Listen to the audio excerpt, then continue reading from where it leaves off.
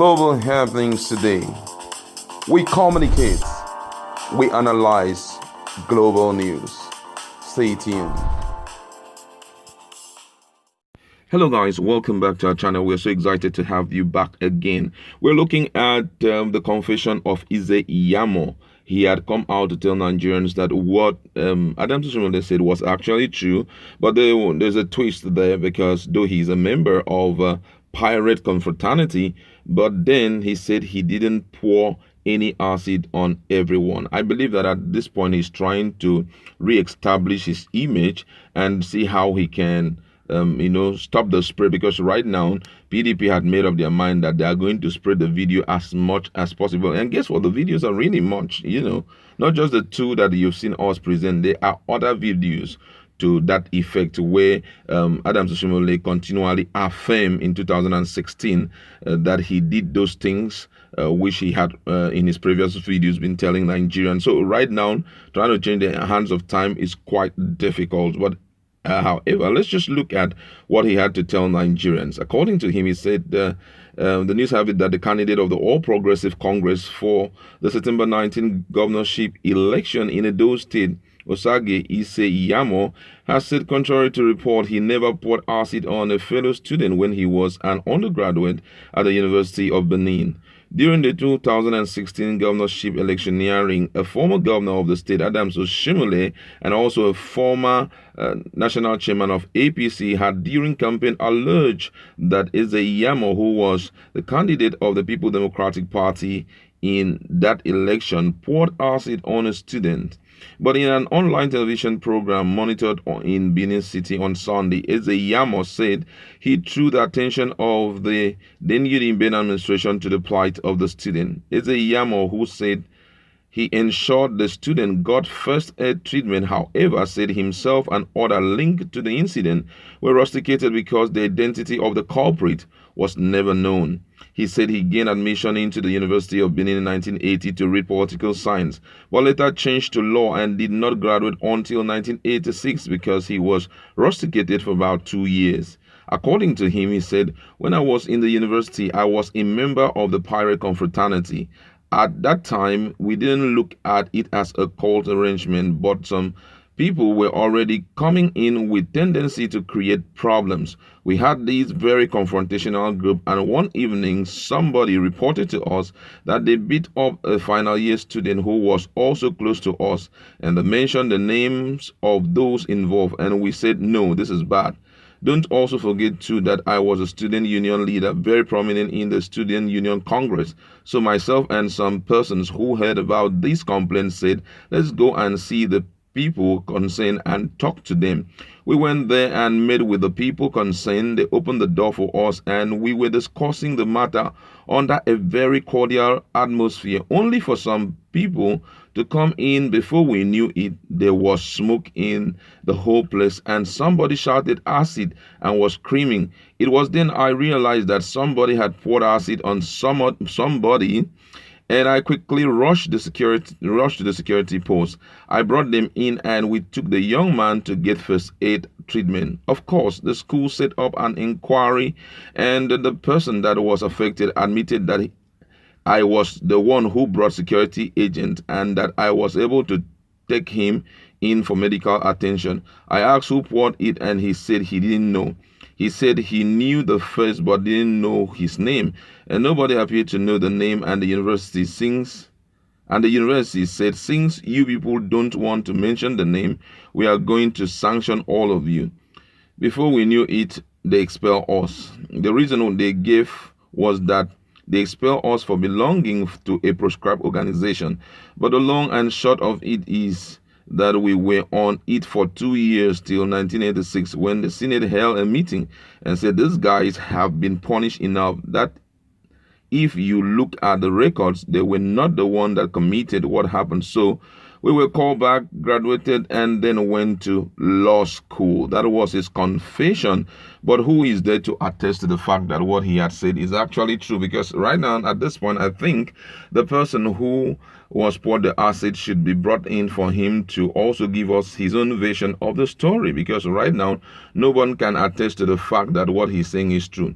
And Adam Oshimole during that period had mentioned that this guy, Professor Sage, who is special advisor to the president, was one of those who made up the committee who rusticated him. I think he should come in here and bear his mind on this issue, because based on what I'm seeing, the political future of this guy, that's IZe Iyamu, if we go on normal playing ground, is very bleak. I can tell you, it's very bleak, because nobody will hear of that kind of ill treatment meted out to a human being during his youthful day and will forgive him and want him to lead the people of Edo State. He's been doing a lot of things to see how he can correct his past, but unfortunately, it's not really, working out as expected. Don't forget that before now, he had told Nigerians that in an interview before now, that what this guy said, Adams Oshimole said, as at 2016, when he was not yet, the national chairman of APC, that what he was saying was just a way of demarketing him. Those were the words he used. That was just a way of demarketing his opponent, because he knew that he had so much impetus more than Godwin Obaseki. But who will accept that? Because right now, the thing is not clicking again. Today you say this one, tomorrow you say another one. So it's really making it very tough for him to pull through. But however, we are yet to hear what the people of Edo State really think of this guy. His image has been really soiled. I can assure you that it's been really soiled, and he's doing everything to see how he can correct it, because already we know PDP will not stop at any time to keep playing that. Don't forget also that APC went to court and said the television station and other media platforms should be stopped, or should be stopped from playing that particular video, because it's a personal one. But unfortunately, the court didn't answer them because it's not against their human right. They were the one that said those things consciously, and it's not copyright, because people just had to keep tap of what they said, and today it's turning against him. All right, but before we continue, let's just look at what Nigerians have to say about this issue. It's really, really trending, I can assure you that. And this person said, I perceive something smelly here. I pity this man, because his now godfather had already destroyed his image beyond redemption, and that's true. He is trying so hard to defend himself against his very own godfather Oshimole loquacity and careless talks. What a campaign strategy. I wonder what this man's manifesto will be like. Shaking my head. And please, that should be corrected. According to him, he said that Adams Oshimole is not his godfather. The reason being that he has been in politics long before now. That way the words he's saying, that he was the national vice chairman of Action Congress of Nigeria, ACN, thing, a party that was owned by Tinubu. Tinubu was the one in charge of that party, who is today the national leader of APC. So don't say he is a godfather, because he came out clearly and said that Adams Oshimole is not his godfather, but it is God that is his father. That was what he said. So he came out plain to say that. Now one says, already late. The damage caused on you by Oshimole can't be fixed. If you went to the university and you read this defense from an unbiased point of view, then you will agree with me that Oshimole was right, as per IZe Iyamu belonging to secret cult and the acid conspiracy. You can see that Nigerians are still holding things against him. This one says, I conveniently believe the acid narratives. You are indeed a cultist, and you never mentioned that you renounced from the pirate confraternity.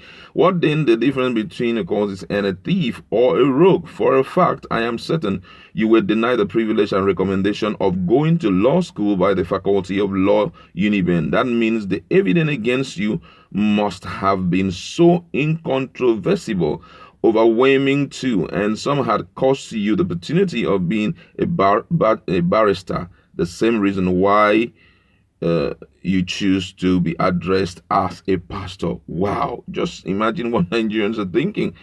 Nobody is willing to forgive this guy. You can imagine. And guess what? I'm reeling these things chronologically. That's from one point to the other, and seems everybody seems to be saying the same thing. This one say, are these the roads and school Obaseki will showcase? Whatever POI was over 30, that's Pastor IZe Iyamu, was 35 years ago really should not be the campaign issue, even if he was a cultist. Now he's a pastor. That is a testimony. Can Oshimole supporters start listing his achievement? When they lose the argument on issues, they resort to personal attack. That makes some sense, but this has to do with the people. So you cannot really control the minds of the people. One of the things that even Oshimole used against him, apart from being a part of being a rogue cultist and also being rusticated from school, he said that he doesn't have a track record as a politician, a track record of any form of achievement. He made mention of himself. He said, like me, anywhere I go to, people call me congressman, because when I was in charge of NLC, that's Nigerian Labour Congress, there were remarkable achievements that I left behind, which I can be remembered for. And for someone like Obaseki, Godwin Obaseki, that same Adam Shimle in 2016 opened up to Nigerians that Obaseki did some very lofty things, which were like he considered it to be his contribution to Edo State, and he said it is his corporate social responsibility and he must do it. He been mentioned of some building that were built by him without any contribution from, financial contribution from the state, just to show that he had already shown some proof that he had performed superbly. So all of this put together clearly shows that this guy is really up there. But that's where we're going to leave it. Go to our comment section. Let us interact. What do you have to say about this young man, IZe Iyamu? Do you think he still have a chance in the mind of the